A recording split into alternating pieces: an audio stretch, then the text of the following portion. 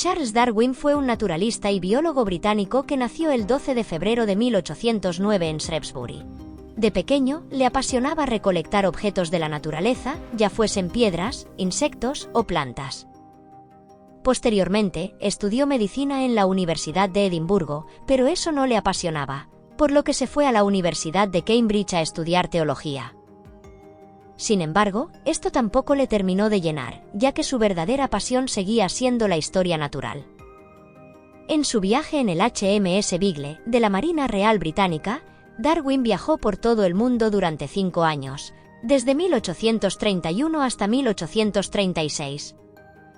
Durante todo el viaje, este estuvo recolectando una enorme cantidad de especímenes y objetos de todos los rincones del mundo, pero su lugar clave fueron las Islas Galápagos, cuyos pinzones tenían variaciones en sus picos, supuestamente debido a sus hábitos alimenticios.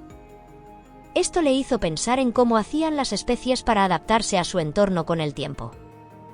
Tras sus investigaciones y reflexiones, Darwin propuso que las especies no eran inmutables, sino que evolucionaban con el tiempo.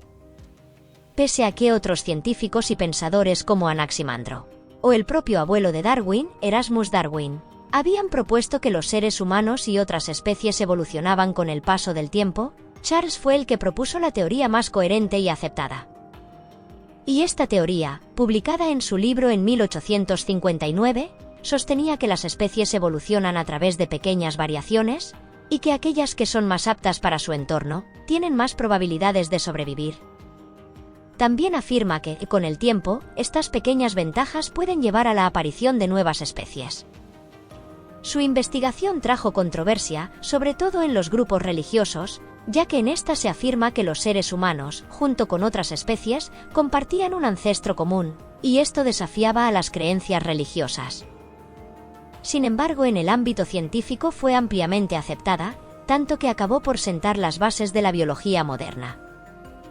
Siguió trabajando y dedicándose a sus estudios hasta su muerte, el 19 de abril de 1882, cuando fue enterrado en la Abadía de Westminster, un honor reservado para grandes contribuidores a la historia británica. Muchas gracias por ver el vídeo. No olvides suscribirte y dejar tu like.